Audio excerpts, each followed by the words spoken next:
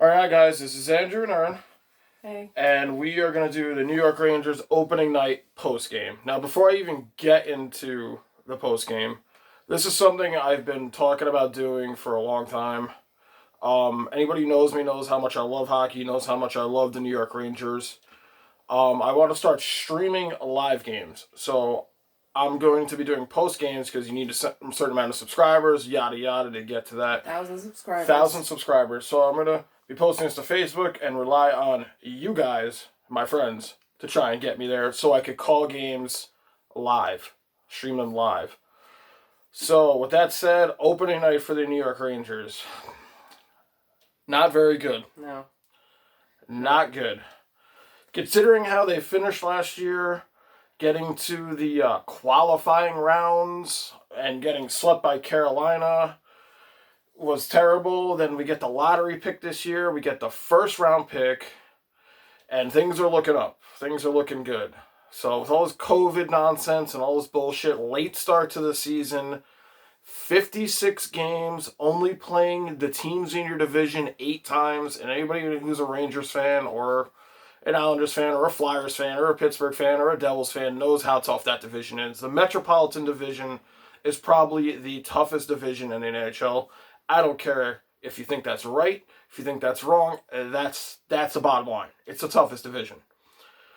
With that being said, the opening was nice. You know, seeing everybody. Nice having everyone come out and introduced and standing was very exciting. Seeing the new players raise your stick, but there's nobody in the crowd, obviously. So they had the cheering noises, but not having the actual people there. Fake fans, all that nonsense. We've seen it with football. We've seen it with baseball. We know how that goes. It was a little weird. It is what it is. Glad to have hockey back. So, I don't even know where to begin with this game. Rangers first period, not good. Right off the bat, having the Islanders score was very, just sunk your spirits right away. But there was still a lot of time left. Islanders come out the gate, score 2 goals. I think it was 79 seconds. It was rough. They looked flat-footed in the first period. Standing around, I don't know. Maybe they're following too much politics or something. I don't know. It was bad. It was real bad. So, I'm not even going to talk too much about the first period because it was a fucking wash. 3-0 after 1. Second period comes around. Rangers are looking good. They're all right. But here's the thing. When you take 8 penalties in a game, you're not going to win. You're not going to win. I think the the Islanders were 2 for 8 on the power play. You're spending almost a period shorthanded. I don't know what you're supposed to do. I really don't. There was also, I think, was it the second period where the Rangers almost scored a goal and they had to review it, but it was waved off? There was a disallowed goal in the second. Trouba drives hard to the net. Puck's in the net. Ref blows a whistle. Disallowed goal. Shesterkin, you can't really blame it on Shesterkin. He should have made the Barzell goal. He should have made that save. It was 1-on-1. It's Barzell. He's a great player. You got to have that save. But, again, if the team's not playing in front of you, little to no chance of winning. The Rangers did pick it up as the game went on. But at that point, the Islanders are too good. They're too good. You give them a lead, and they're going to play like 94 Devils trap. You're not getting through.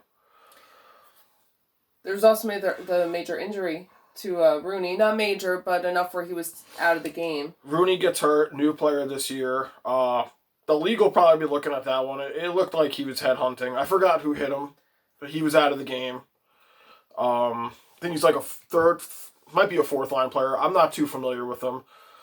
It seemed like there were a lot of young kids. Playing today. Rangers, probably youngest team in the league right now. I think the oldest person on the Rangers is probably 10 years younger than me.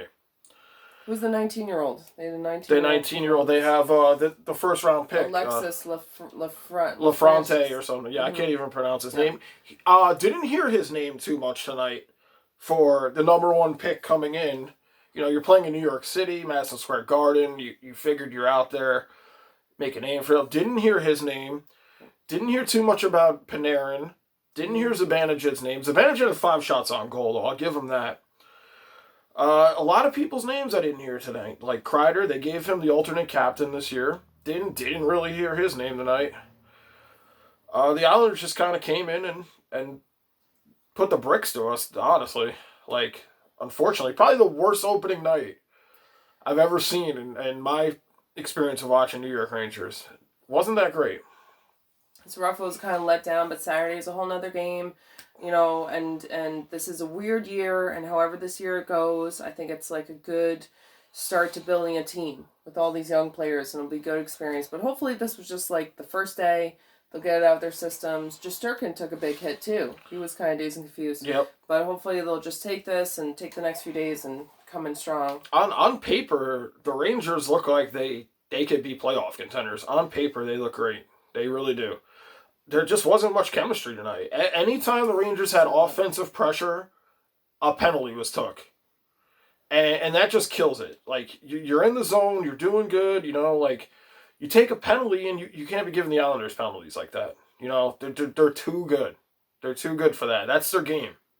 They get the lead and then you're chasing the entire game, especially a fucking 3-goal lead. Like, and then the fourth one to top it off, like, it's hard for a young team like them to come back from that. I mean, this is going to be a learning experience. And the alternate captains, man, they got to step it up a little bit. Like I said, no Panarin really tonight. Zibanejad had 5 shots. Trouba had a good chance, a rush. You know, he had to come in deep. He plays defense. He had to come in deep to, like, make that a disallowed goal happen, you know? And Kreider, man, like, anybody who watches Rangers thinks Kreider shouldn't have got that A. He's got to go out there and earn it.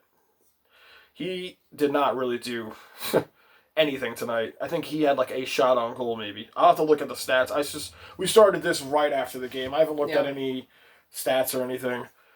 But like I said, we're gonna try to do this.